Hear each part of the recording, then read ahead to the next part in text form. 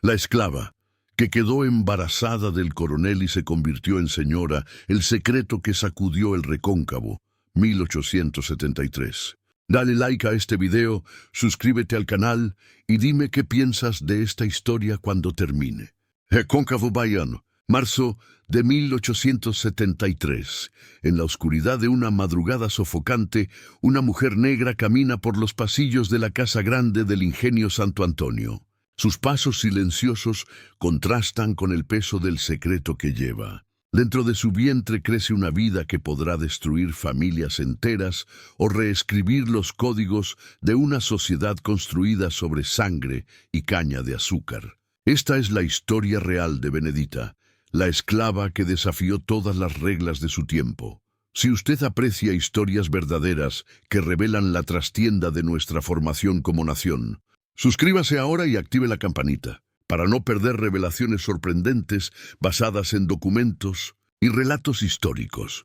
El ingenio Santo Antonio se extendía por cientos de hectáreas en las tierras fértiles del Recóncavo. Sus cañaverales ondulaban bajo el sol abrasador, cultivados por más de 200 esclavizados que vivían en condiciones brutales. El trapiche funcionaba día y noche durante la zafra, llenando el aire con el olor pesado de la melaza y los gritos de los capataces. Coronel Antonio Ferreira da Silva comandaba todo con mano de hierro. A sus 52 años era temido y respetado en toda la región. Casado hacía 30 años con doña Amelia, una mujer pálida y silenciosa que le había dado 4 hijos. El coronel mantenía la reputación de hombre íntegro ante la sociedad, pero los muros de la Casa Grande escondían verdades que contradecían esa imagen. Benedita tenía 23 años cuando todo comenzó. Nacida en el propio ingenio, hija de Tomasia y nieta de africanos de la costa de la mina, ella creció sirviendo en la Casa Grande. Su belleza llamaba la atención, pero era su inteligencia lo que la diferenciaba. Había aprendido sola a leer, observando las lecciones de los hijos del coronel, memorizando letras y palabras que veía en los periódicos y libros dejados sobre las mesas. El invierno de 1872 trajo lluvias intensas que inundaron los cañaverales. Doña Amelia enfermó gravemente, confinada a la cama con fiebres que los médicos no podían controlar. Fue en ese periodo que el coronel comenzó a notar a Benedita con otros ojos. Ella cuidaba de la casa con eficiencia silenciosa, se anticipaba a las necesidades, mantenía todo en orden, incluso en el caos de la enfermedad que asolaba a la familia. Una noche de agosto, cuando la luna llena iluminaba los cañaverales como plata derretida, el coronel mandó llamarla a sus aposentos. Benedita sabía lo que aquello significaba. Conocía las historias susurradas en los barracones. Sabía que resistir era imposible, que su cuerpo no le pertenecía. Entró en el cuarto con el corazón palpitante, pero la cabeza erguida, los ojos fijos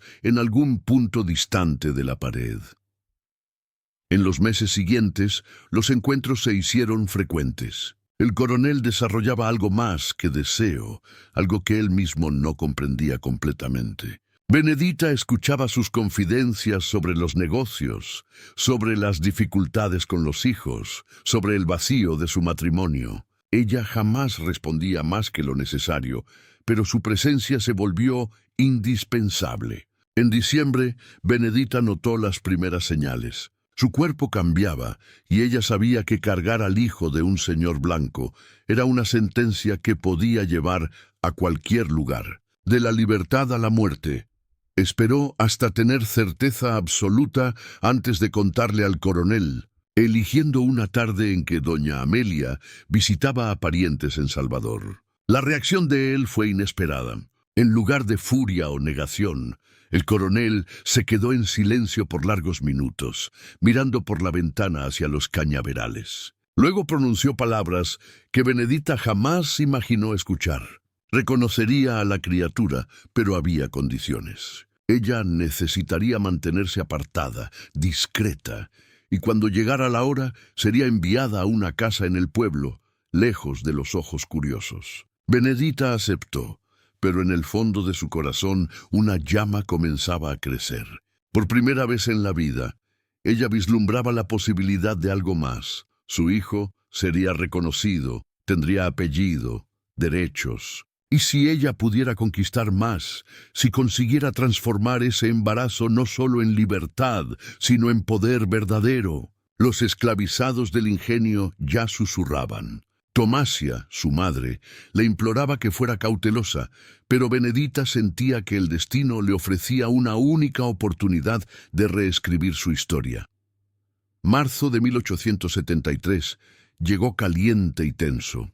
Los cañaverales estaban listos para la cosecha y dentro de la casa grande, un secreto crecía junto con la vida en el vientre de una mujer que se negaba a ser solo una víctima silenciosa de su tiempo. La noticia del embarazo de Benedita resonaba por los rincones oscuros del barracón como un trueno distante. Cada mirada cargaba una mezcla de miedo, envidia y esperanza. Después de todo, un hijo del Señor naciendo de un vientre esclavo podía significar muchas cosas y ninguna de ellas era simple. Abril de 1873, él trajo el inicio de la zafra y con ella el trabajo brutal en los cañaverales. Benedita fue discretamente apartada de las tareas más pesadas, un privilegio que no pasó desapercibido.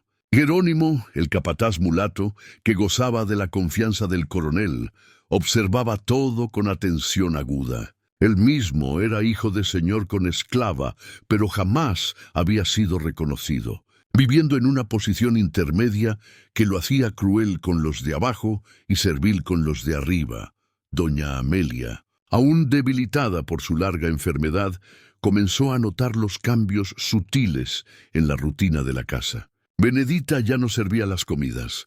Era sustituida por otras esclavas más jóvenes. Le preguntó al marido sobre esto una tarde, mientras tomaba un café en el porche. El coronel desvió la conversación, alegando que la joven estaba siendo entrenada para otras funciones. Amelia no insistió, pero sus ojos pálidos brillaron con una desconfianza que ella guardaría por el momento. El verdadero peligro, sin embargo, venía de otro lugar. Joaquín, el hijo mayor del coronel, tenía 28 años y aguardaba ansiosamente heredar el mando del ingenio. Su relación con el padre era tensa, marcada por desacuerdos sobre cómo administrar los negocios. Joaquín era más violento. Creía que los esclavizados necesitaban castigos más severos para mantener la productividad. Fue él quien primero descubrió la verdad. Una conversación oída por casualidad entre criadas reveló el estado de Benedita. Joaquín buscó al padre una mañana, invadiendo su oficina sin pedir permiso. La discusión que siguió fue acalorada. El coronel se mantuvo firme, afirmando su decisión de reconocer a la criatura. Joaquín salió dando un portazo, prometiendo que aquello no quedaría así. Benedita, mientras tanto, continuaba su preparación silenciosa. Por las noches, cuando todos dormían, practicaba su lectura a la luz de una vela robada. Memorizaba nombres de hacendados vecinos, entendía las conversaciones sobre política y economía que escuchaba a través de las paredes. Sabía que el conocimiento era poder, y si su hijo tendría un futuro diferente, ella necesitaría estar preparada para protegerlo. Su madre, Tomasia, la visitaba siempre que podía, trayendo tés de hierbas para fortalecer el cuerpo. Las conversaciones entre ellas estaban cargadas de tensión. Tomasia temía lo que vendría. Conocía historias de esclavas asesinadas por las señoras, de niños mestizos que desaparecían misteriosamente. Imploraba a su hija que no alimentara esperanzas más allá de la libertad. Pero Benedita tenía planes que iban más allá. Ella había observado cómo el coronel dependía de ella, cómo su presencia lo calmaba, cómo él buscaba sus consejos silenciosos a través de miradas y gestos. Percibía que su matrimonio con doña Amelia era solo fachada social, vacío de cualquier conexión verdadera. ¿Y si ella pudiera ocupar no solo su lecho, sino también su corazón y su mente? Mayo llegó con noticias perturbadoras. La abolición de la esclavitud era debatida con intensidad creciente en todo el imperio. El vientre libre ya liberaba a los nacidos después de 1871, pero la resistencia de los señores de ingenio era feroz. El coronel participaba en reuniones con otros hacendados, todos discutiendo estrategias para mantener su fuerza de trabajo. Esas conversaciones llegaban a los oídos de Benedita, que archivaba cada información. Jerónimo comenzó a crear problemas. Celoso del tratamiento especial dado a Benedita, pasó a esparcir rumores entre los esclavizados, sugiriendo que ella había traicionado a los suyos por favores del Señor. La tensión en el barracón crecía. Algunos la veían como traidora, otros como una esperanza de que tal vez hubiera caminos más allá de la sumisión total. Una noche, Joaquim, embriagado, confrontó a Benedita en los pasillos de la casa grande, agarró su brazo con fuerza, susurró amenazas sobre lo que haría cuando el padre muriera, sobre cómo ningún hijo de esclava heredaría nada de lo que era suyo por derecho. Benedita no demostró miedo, solo lo miró a los ojos con una calma que lo desconcertó. Ella sabía que necesitaba aliados, y rápido. Fue entonces cuando comenzó a cultivar amistades estratégicas. La cocinera más anciana, que conocía todos los secretos de la familia hacía décadas. El capataz, responsable de los registros de producción, que también era mulato, y entendía las complejidades de vivir entre dos mundos. Incluso algunas de las mucamas que servían a doña Amelia, ofreciendo pequeños favores a cambio de información. El coronel, percibiendo las tensiones crecientes, tomó una decisión radical. Anunció que Benedita sería liberada antes del nacimiento de la criatura. El documento sería preparado, atestiguado y registrado en el notario. La noticia explotó como una bomba en la casa grande y en los barracones. Joaquim se puso lívido de rabia. Doña Amelia, finalmente confrontada con la realidad que fingía no ver, se recogió en sus aposentos en silencio mortal. Pero Benedita sabía que la libertad en el papel era solo el primer paso. En junio de 1873, con su vientre ya evidente bajo los vestidos anchos, ella comenzó la próxima fase de su plan. Si conseguía libertad, lucharía por la propiedad. Si conseguía propiedad, lucharía por el respeto. Y si conseguía respeto, transformaría la vergüenza de su condición en la venganza más dulce posible, volviéndose insustituible. Junio de 1873 amaneció con calor húmedo que se pegaba a la piel. Benedita, ahora con 6 meses de embarazo, sostenía en sus manos el documento de libertad firmado por el coronel. El papel amarillento y doblado representaba más que libertad. Era la primera pieza de un tablero que ella estaba aprendiendo a jugar. La carta de libertad fue registrada en el notario del pueblo de São Félix. El notario, un hombre gordo de patillas blancas, miró desconfiado a la esclava embarazada al lado del coronel. Pero no dijo nada. Sabía que cuestionar las decisiones de Antonio Ferreira da Silva podría costarle la clientela. 2 escribanos atestiguaron el acto. Sus nombres registrados en tinta negra que secaba lentamente bajo el ventilador de techo.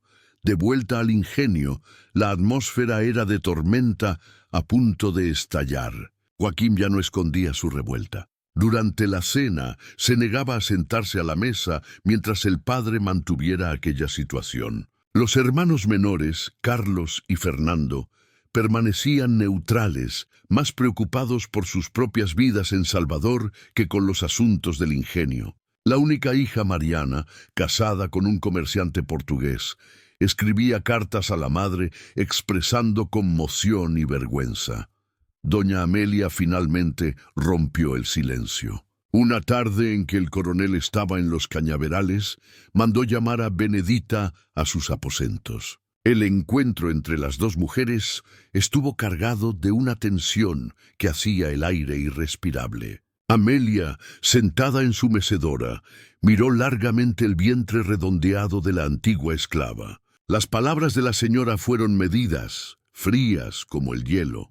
Ella sabía lo que sucedía bajo su techo. Siempre lo había sabido.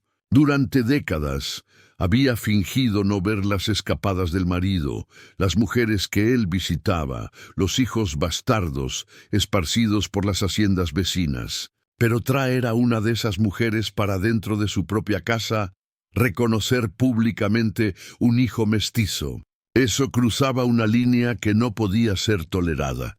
Benedita escuchó todo en silencio, con las manos cruzadas sobre el vientre. Cuando Amelia terminó, simplemente respondió que no había pedido nacer esclava.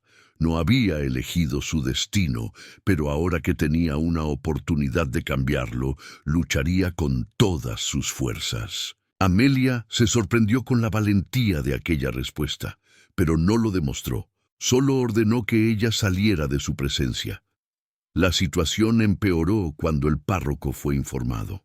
Padre Ignacio, un portugués conservador que servía a la región hacía 20 años, buscó al coronel para una conversación seria. El escándalo ya se esparcía por la sociedad local. Familias tradicionales cuchicheaban en las misas dominicales. La reputación del coronel, construida durante décadas, estaba siendo manchada. El coronel, sin embargo, se mantuvo firme. Algo en él había cambiado desde que Benedita había entrado en su vida. Tal vez era la edad avanzada, haciéndole cuestionar el sentido de todo lo que había construido. Tal vez era un genuino afecto por la mujer que cargaba a su hijo. O tal vez era simplemente la terquedad de un hombre acostumbrado a que su voluntad fuera obedecida sin cuestionamientos. Julio trajo complicaciones inesperadas. Un grupo de hacendados vecinos organizó una reunión para discutir el caso. Temían que el ejemplo del coronel inspirara a otras esclavas a buscar la libertad a través del embarazo de los señores. El sistema ya estaba amenazado por las leyes abolicionistas. No podían permitir que fuera corroído también por dentro. Durante esa tensa reunión en la casa del coronel Mendonça, los argumentos fueron lanzados como cuchillos. Alegaron que Benedita podría haber seducido al coronel deliberadamente, que las esclavas eran astutas y usaban sus cuerpos para manipular a señores debilitados. El coronel se defendió, pero percibió que estaba perdiendo aliados políticos importantes. Benedita, escondida en el fondo de la casa grande durante la reunión, escuchó todo a través de una ventana entreabierta. Comprendió entonces la dimensión real de lo que enfrentaba. No era solo la familia del coronel su enemigo, sino toda una sociedad construida sobre jerarquías que ella osaba desafiar. Fue en ese momento que tomó una decisión crucial. Buscó discretamente al abogado que cuidaba de los asuntos legales del ingenio, doctor Sabino Campos, un hombre de ideas progresistas que simpatizaba con la causa abolicionista. Le ofreció información valiosa sobre documentos falsificados que algunos hacendados usaban para mantener esclavos liberados por la ley del vientre libre a cambio de su orientación legal. Doctor Sabino quedó impresionado con la inteligencia de Benedita. Acordó orientarla, enseñándole sobre leyes de herencia, reconocimiento de paternidad y derechos de propiedad. Esas conversaciones secretas realizadas en su casa en el pueblo equiparon a Benedita con conocimiento que pocas personas de su condición poseían. Agosto llegó sofocante. Benedita ahora vivía en una pequeña casa en el fondo de la propiedad, apartada tanto del barracón como de la casa grande. Era una especie de limbo social, ni esclava, ni libre verdaderamente, ni blanca, ni completamente negra a los ojos de aquella sociedad. Pero ella usó ese aislamiento a su favor, planeando cada movimiento siguiente con cuidado quirúrgico. El coronel la visitaba frecuentemente, trayendo regalos y preocupación. Ella percibía que él estaba genuinamente ansioso por el hijo que vendría. Usó esa ansiedad para plantar semillas sobre el futuro. Hablaba sobre educación, sobre cómo el niño necesitaría más que solo reconocimiento legal. Necesitaría recursos reales para sobrevivir en una sociedad hostil. Jerónimo, el capataz, intentó sabotear los esfuerzos de Benedita, esparciendo que ella practicaba macumba para hechizar al coronel. La acusación era peligrosa, pero Benedita la neutralizó hábilmente con ayuda del padre Ignacio, a quien había comenzado a visitar en las misas, demostrando una devoción católica impecable. Apoye este trabajo de rescate histórico dando like ahora y compartiendo con quien también valora comprender las complejidades de nuestro pasado a través de historias reales que raramente son y contadas. Septiembre de 1873 trajo señales de que el parto se aproximaba. Benedita sintió las primeras contracciones en una tarde de tormenta, cuando el cielo oscureció prematuramente y los truenos sacudían las paredes. Pero antes del nacimiento, ella aún tenía una última carta que jugar, una que cambiaría completamente el juego de poder que se desarrollaba a su alrededor. Septiembre caminaba hacia su fin cuando los dolores comenzaron de verdad. Benedita, sola en la pequeña casa que ahora llamaba suya, sintió la primera contracción violenta desgarrar su cuerpo como fuego. Mandó recado al coronel, que inmediatamente ordenó que la partera más experimentada de la región fuera llamada Doña Jacinta. Era una mujer negra libre, de cabellos completamente blancos y manos que habían traído cientos de niños al mundo. Llegó al anochecer, cargando su bolsa de cuero con hierbas, tijeras y paños limpios. Examinó a Benedita con ojos experimentados y declaró que el parto sería largo, pero que madre e hijo sobrevivirían. El coronel se instaló en el porche de la casa grande, fumando cigarros mientras el tiempo pasaba lentamente. Joaquín observaba de lejos, su rabia mezclada con curiosidad morbosa. Doña Amelia se encerró en sus aposentos, negándose a reconocer lo que sucedía aquella noche. Las horas se arrastraron. Benedita soportó el dolor con una determinación férrea, negándose a gritar más de lo necesario. Cada contracción era una batalla que ella vencía a través de pura fuerza de voluntad. Tomasia, su madre, estaba a su lado, sosteniendo su mano y cantando bajito canciones africanas que había aprendido con su propia madre. Fue ya pasada la medianoche cuando el bebé finalmente nació, un niño. Sus primeros gritos llenaron el aire húmedo de la noche, anunciando al mundo su llegada. Doña Jacinta trabajó rápidamente cortando el cordón, limpiando a la criatura, verificando que estuviera saludable. El niño era fuerte, de piel clara almendrada, cabellos oscuros y ondulados, ojos que prometían ser iguales a los del padre. El coronel entró en la casa tan pronto como fue avisado. Tomó al hijo en sus brazos con una ternura que sorprendió a todos los presentes. En aquel momento, cualquier observador atento podría ver que algo profundo había cambiado en aquel hombre. No era solo orgullo paternal, era el reconocimiento de que aquella criatura representaba algo más que la continuación de su linaje. Benedita, exhausta pero alerta, observó la escena con atención. Vio cómo el coronel miraba al hijo, la protección instintiva que emanaba de él. Supo entonces que tenía mucho más poder de lo que imaginara. No era solo la amante que había dado un hijo al señor. Era madre de un heredero que el padre ya amaba. El nombre fue decidido rápidamente, Miguel Ferreira da Silva, el apellido completo del coronel, sin disminuciones o adaptaciones. La partida de nacimiento se haría en el notario del pueblo con reconocimiento formal de paternidad. El escándalo estaba oficialmente consumado.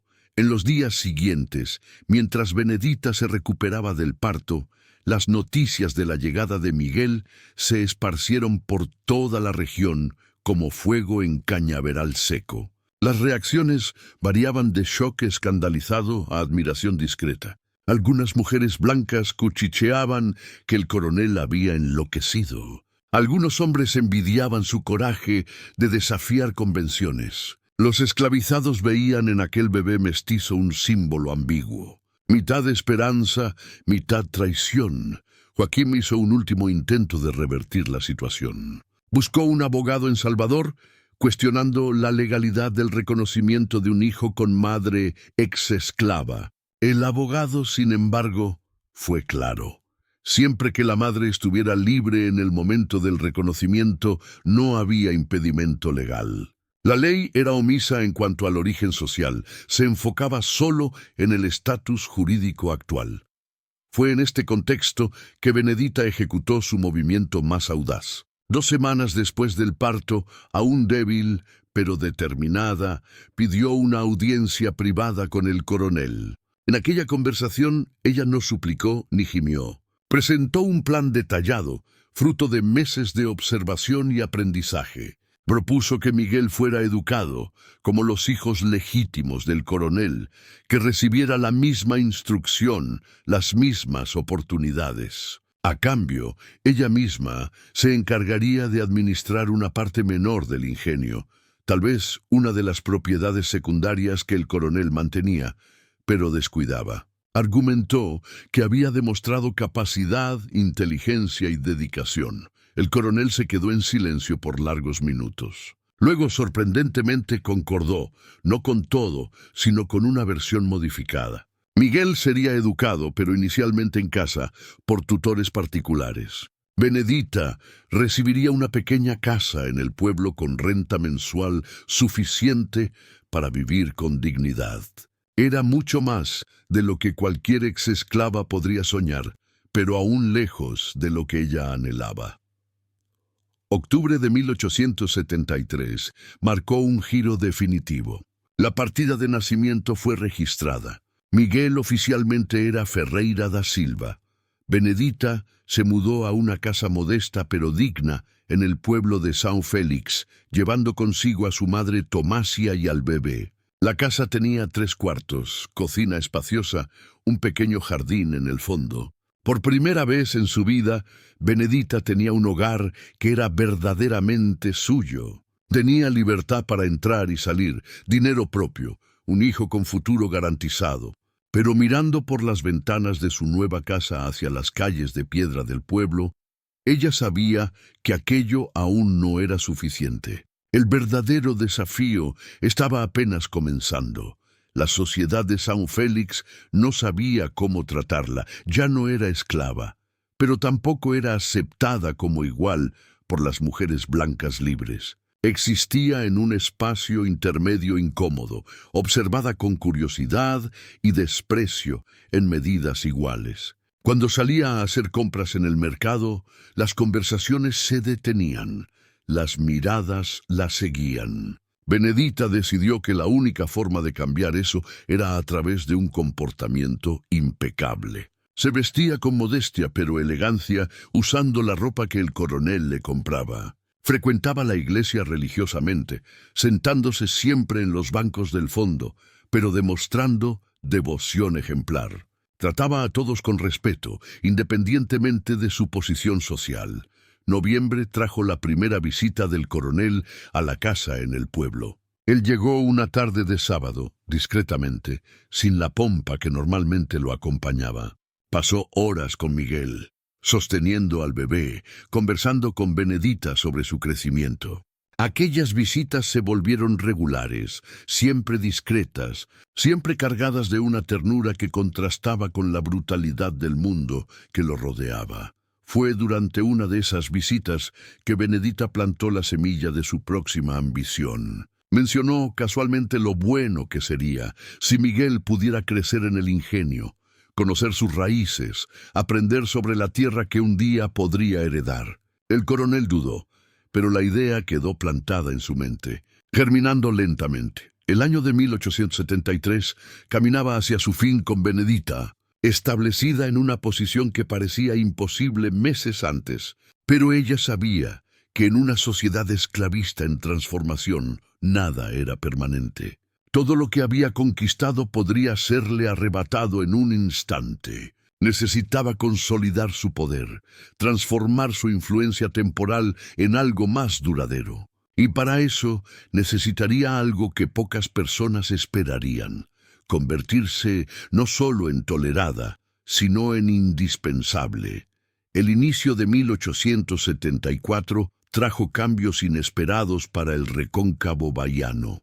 Una sequía prolongada amenazaba la zafra de caña y con ella la fortuna de muchos hacendados. El coronel Antonio Ferreira da Silva enfrentaba problemas que iban más allá del clima. Gestión ineficiente, gastos excesivos y la creciente tensión con su hijo Joaquín volvían la situación del ingenio Santo Antonio cada vez más delicada. Fue en este contexto de crisis que Benedita percibió su próxima oportunidad. Durante las visitas regulares del coronel, ella escuchaba atentamente sus desahogos sobre las dificultades financieras. Jamás ofrecía consejos directamente, pero hacía preguntas que lo llevaban a reflexionar sobre soluciones que él mismo no había considerado. Una tarde de febrero, cuando el coronel visitaba a Miguel, Benedita mencionó discretamente que había oído en el mercado sobre una nueva técnica de irrigación que hacendados de Pernambuco estaban implementando. Habló sobre la rotación de cultivos que algunos ingenios menores adoptaban para mantener la productividad. El coronel se sorprendió con el conocimiento de ella, preguntando cómo sabía esas cosas.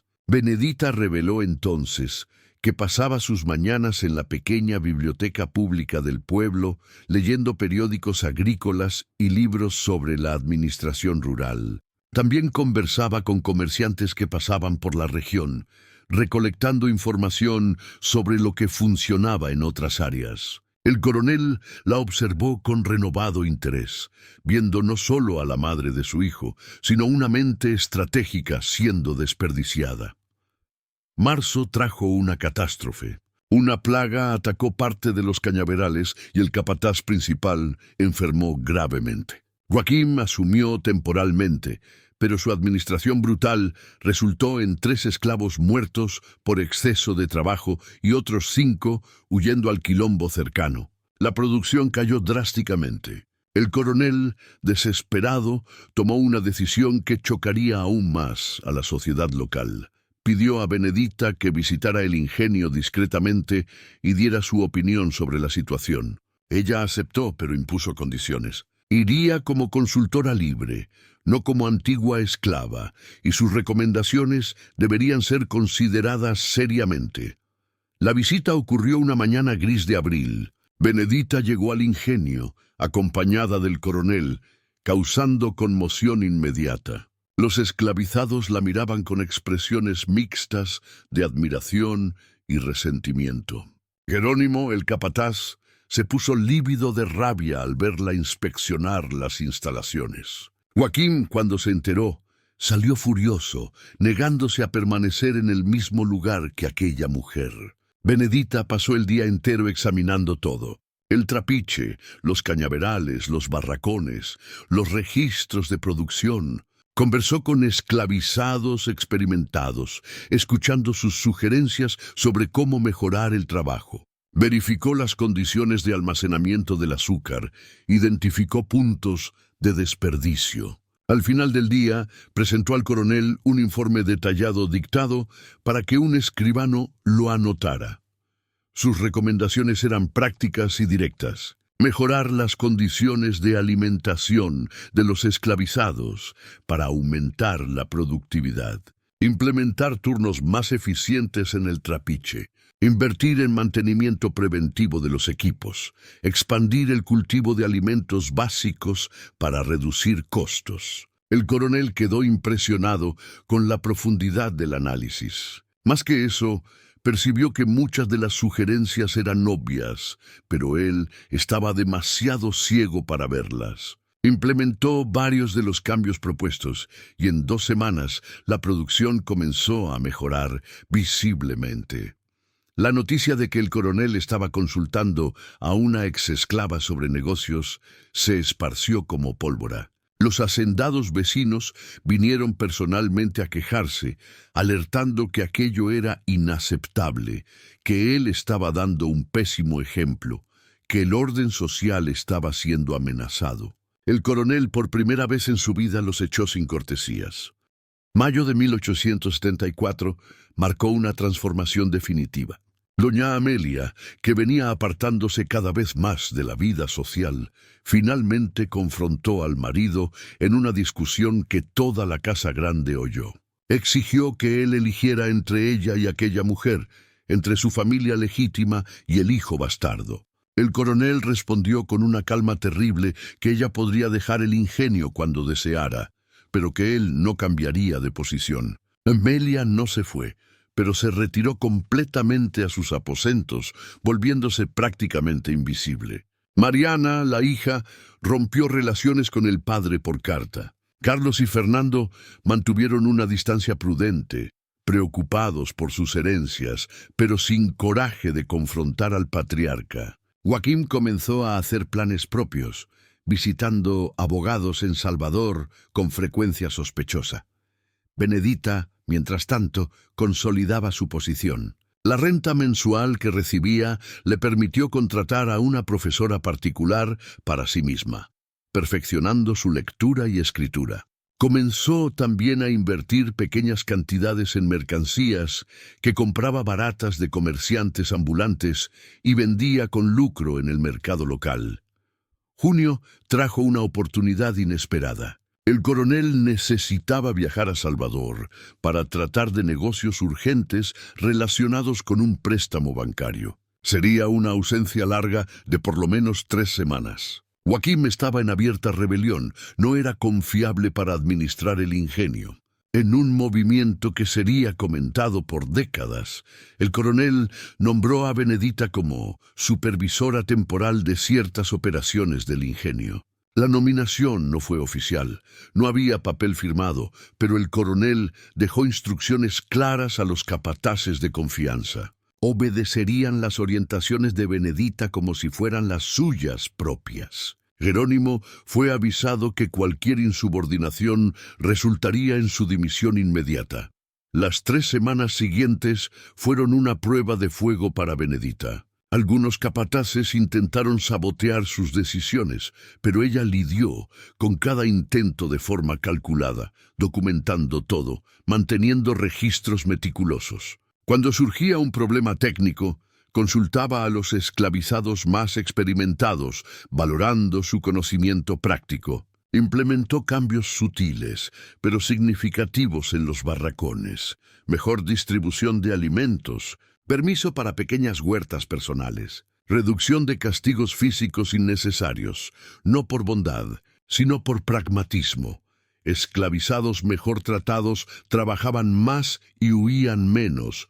Julio de 1874, el coronel regresó de Salvador y encontró un ingenio funcionando mejor que cuando partió. La producción estaba estable, no había habido fugas, los costos operacionales habían disminuido. Benedita le presentó informes completos de cada decisión tomada, cada problema resuelto, cada mejora implementada.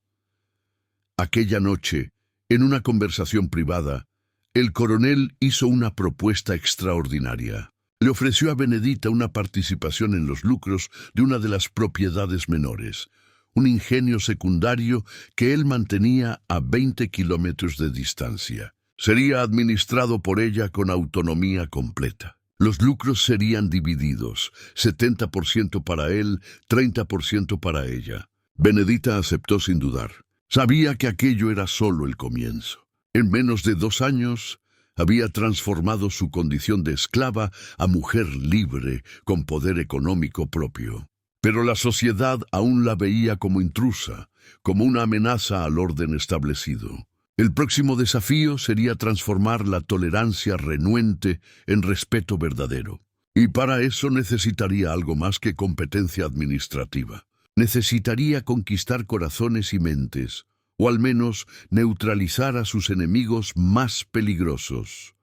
Agosto de 1874 marcó el inicio de una nueva fase. Benedita asumió la administración del ingenio Boa Vista, propiedad menor del coronel que venía operando con pérdidas hacía años. La elección no fue casual, era una prueba y una oportunidad simultáneamente.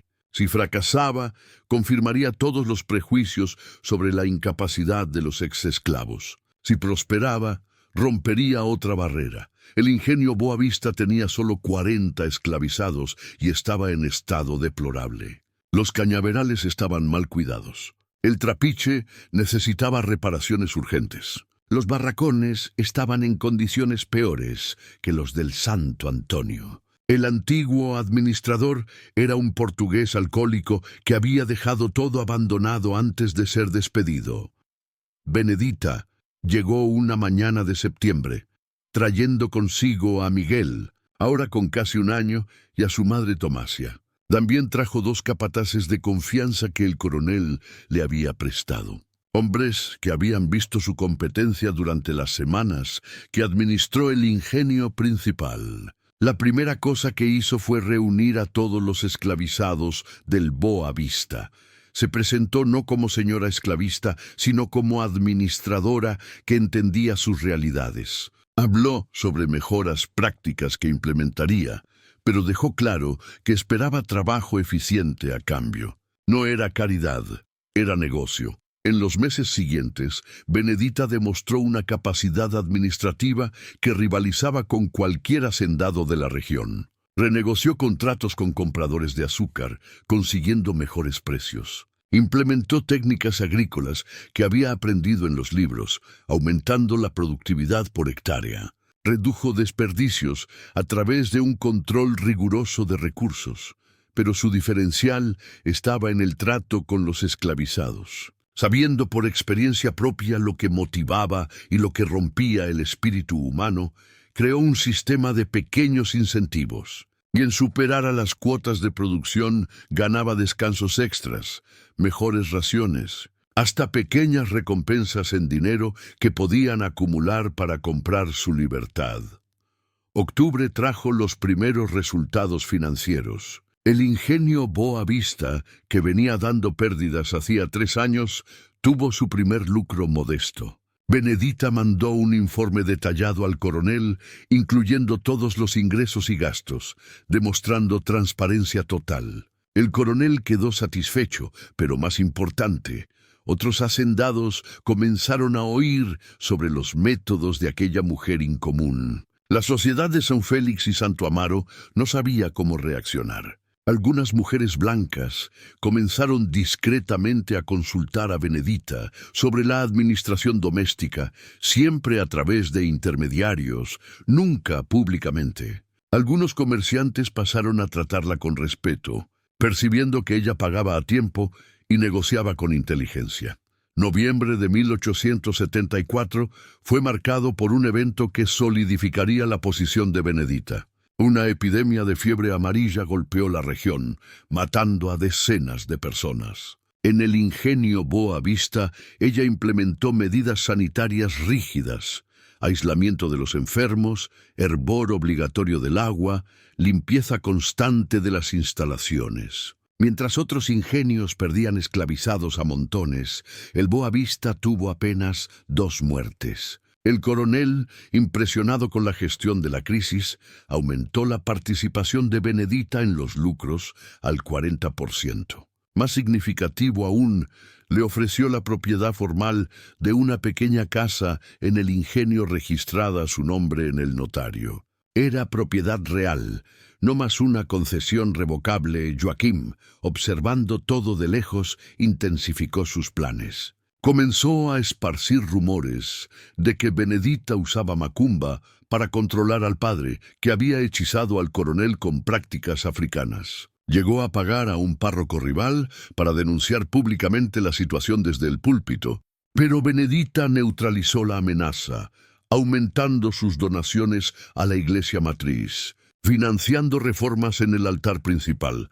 Diciembre trajo un desafío diferente. Miguel cumplía su primer año, y el coronel quiso celebrarlo. Benedita organizó una fiesta discreta en el ingenio Boa Vista, invitando solo a personas cercanas. El coronel compareció trayendo regalos caros. Esa demostración pública de afecto paternal fue comentada por semanas. El año de 1875 comenzó con cambios políticos importantes. La presión abolicionista crecía en todo el imperio. El propio Pedro II demostraba simpatía por la causa, aunque prudentemente evitaba confrontar a los hacendados directamente. Leyes más restrictivas sobre el tráfico interno de esclavos eran discutidas en el Parlamento. Benedita percibió que estaba surfeando en una ola histórica. El sistema esclavista agonizaba y ella estaba posicionada para prosperar en cualquier escenario futuro. Si la esclavitud fuera abolida, ya sería propietaria libre con recursos propios. Si el sistema persistía, continuaría expandiendo su poder dentro de él. Enero de 1875 trajo una propuesta inesperada. Un hacendado vecino, Coronel Almeida, buscó discretamente a Benedita pidiendo consejos sobre gestión. Su hija administraba parte de sus tierras, pero enfrentaba dificultades. ¿Sería posible que Benedita orientara a la joven? Este pedido abrió puertas importantes. Benedita comenzó a actuar como consultora informal para otros propietarios, siempre discreta, siempre a través de intermediarios. Cobraba por sus consejos en productos o favores, construyendo una red de obligaciones mutuas. Su influencia se expandía más allá de los límites del ingenio Boa Vista.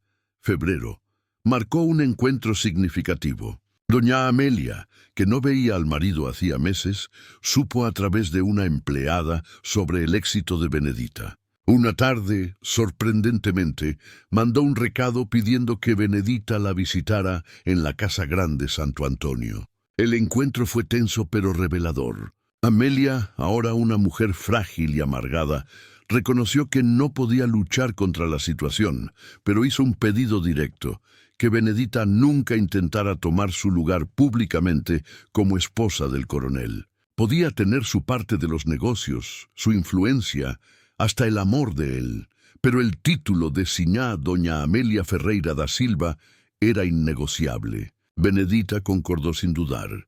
No tenía interés en matrimonio o títulos sociales vacíos. Quería poder real, económico, tangible. El respeto renuente que acababa de recibir de la esposa legítima del coronel valía más que cualquier ceremonia. Marzo trajo más conquistas. El ingenio Boavista produjo su mejor zafra en una década. Los lucros permitieron que Benedita comenzara a comprar pequeñas propiedades a su nombre. Una casa comercial en el pueblo, terrenos urbanos en São Félix. Cada compra era registrada oficialmente, construyendo un patrimonio que nadie podría contestar. Abril de 1875 fue marcado por un evento que demostraría hasta dónde había llegado Benedita. Un gran baile fue organizado en la casa del coronel Mendoza para celebrar el matrimonio de su hija. El coronel Antonio fue invitado y, sorprendentemente, incluyó un pedido discreto de que Benedita pudiera acompañarlo. La respuesta fue negativa. Claro, la sociedad aún no estaba lista para aceptar la presencia de una exesclava en un evento social de élite, pero el propio hecho de que el pedido hubiera sido hecho demostraba la transformación en curso. Benedita no compareció al baile, pero mandó un regalo caro y una nota educada, estableciéndose no como intrusa, sino como una igual que elegía no participar por conveniencia propia. Mayo trajo finalmente el momento que Benedita esperaba. El coronel, ahora con 57 años, propuso una sociedad formal. Ella se convertiría en copropietaria oficial del ingenio Boavista, con el 49% de las acciones. No sería la mayoría controladora, pero sería socia reconocida legalmente. Los documentos fueron preparados, atestiguados y registrados. Benedita, ex esclava, ahora era oficialmente propietaria rural. Tenía participación en una empresa productiva, patrimonio registrado, renta propia. En menos de 3 años se transformó de propiedad en propietaria. Pero la mayor transformación aún estaba por venir. Involucraría no solo dinero o tierras, sino algo mucho más precioso: legitimidad social verdadera. Junio de 1875 trajo nuevas medidas abolicionistas del emperador Pedro I. El ingenio Boavista prosperaba, pero Benedita sabía que el éxito económico no bastaba. Necesitaba respeto genuino. Necesitaba respeto genuino. Julio marcó una oportunidad durante una sequía severa que arruinó a pequeños propietarios. Benedita ofreció préstamos con intereses razonables, construyendo una red de obligaciones que transformaría las relaciones sociales. Cada préstamo documentado meticulosamente, creando no solo fortuna, sino poder político. Agosto trajo trauma. Jerónimo, capataz mulato del Santo Antonio, invadió su casa embriagado con un cuchillo, gritando que ella había robado el lugar que era suyo por derecho. Benedita no lo castigó. Le ofreció un trabajo mejor en el Boavista como capataz jefe. Convirtió a un enemigo en aliado, demostrando sabiduría en el uso del poder. Septiembre marcó el encuentro tenso con Josefina Bacelaar, abolicionista de Salvador. Josefina la acusó de haberse convertido en una opresora sofisticada. Benedita se defendió diciendo que su lucha era personal, salvarse a sí misma y a su hijo. El debate reveló un dilema profundo. ¿Era un símbolo de posibilidad o traición a la causa colectiva? Octubre trajo complicaciones con Miguel, ahora con 2 años, comenzando a notar diferencias. Un profesor abolicionista de Salvador, señor Augusto Lima, se ofreció para educarlo, usando métodos que no negaban su origen mestizo. Noviembre de 1875 trajo nuevos impuestos sobre el azúcar. Benedita, previendo cambios, se había diversificado en tabaco y cacao. Salvó no solo al Boavista, sino a los acreedores que renegoció deudas generosamente.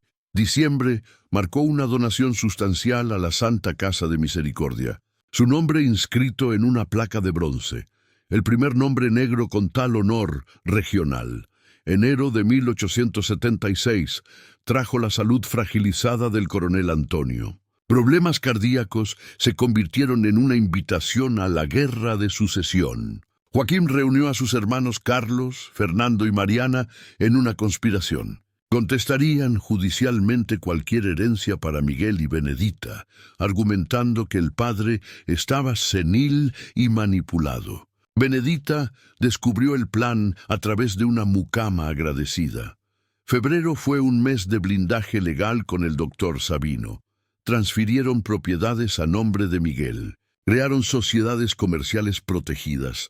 Marzo marcó una ofensiva calculada. Benedita hizo donaciones estratégicas publicadas en periódicos, construyendo una imagen de benefactora. Movilizó su red de deudores, pidiendo apoyo discreto. Abril trajo un enfrentamiento directo. Joaquín invadió Boavista con capangas, exigiendo una auditoría. Benedita ofreció todos los registros con calma, demostrando que la propiedad valía 3 veces más bajo su gestión.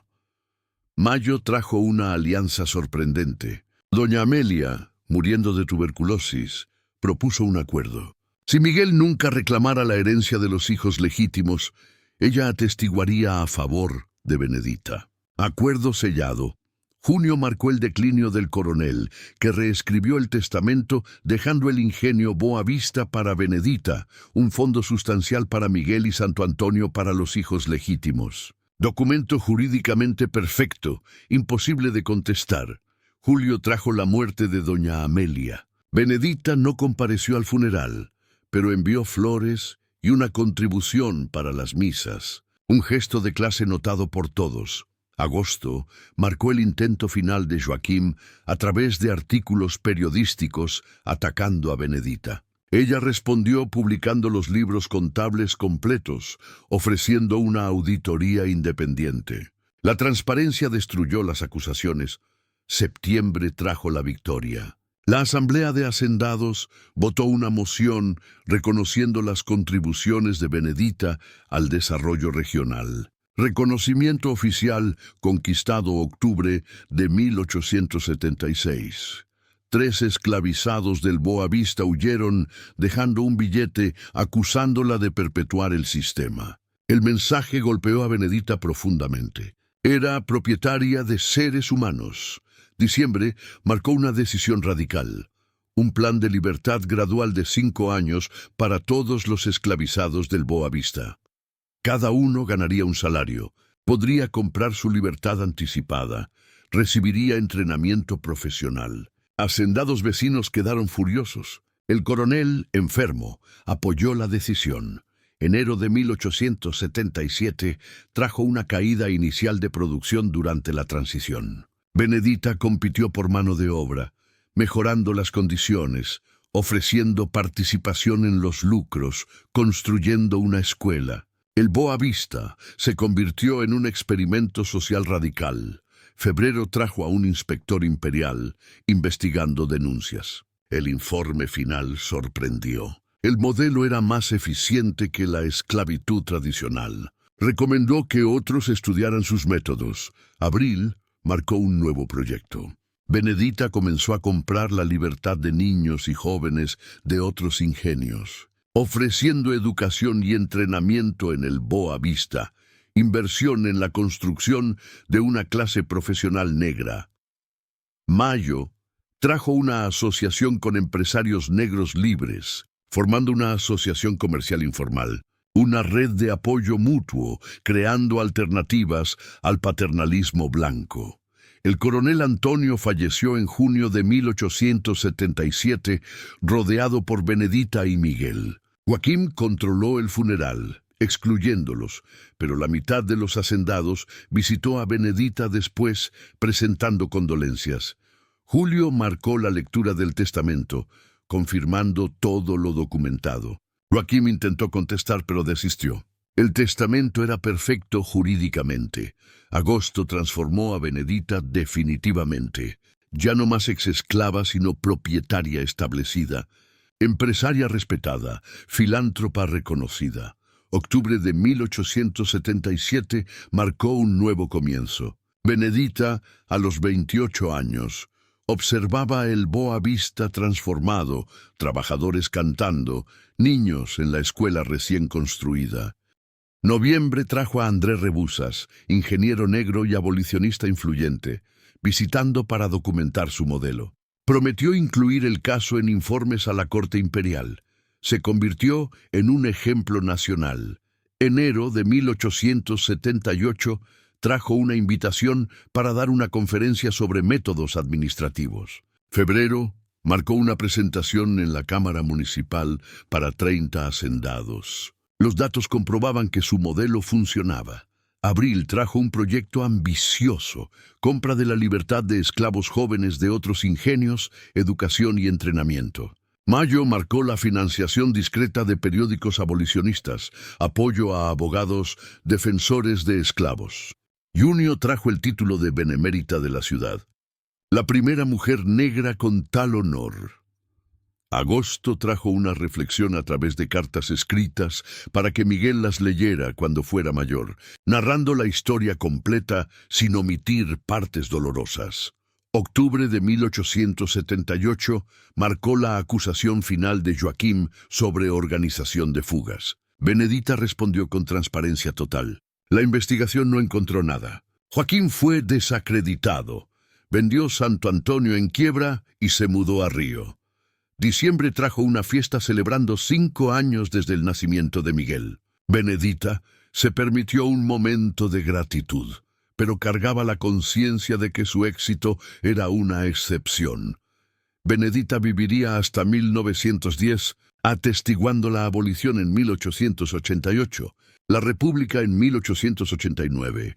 El Boa Vista prosperaría por décadas como modelo progresista. Miguel se convirtió en abogado defendiendo a exesclavos. Se casó, tuvo hijos que se volvieron médicos, profesores, ingenieros. Su legado no está solo en las propiedades acumuladas, sino en la demostración de que la resistencia era posible incluso en sistemas opresivos. Su historia nos obliga a confrontar cuántas beneditas potenciales fueron aplastadas. Estamos construyendo una sociedad donde las excepciones sean innecesarias. Benedita murió a los 61 años, rodeada por su familia. En su lápida simple, Benedita Ferreira da Silva, de 1850 a 1910, mujer de coraje. La historia nos recuerda que el cambio social ocurre también a través de luchas individuales, de personas que se niegan a aceptar los límites impuestos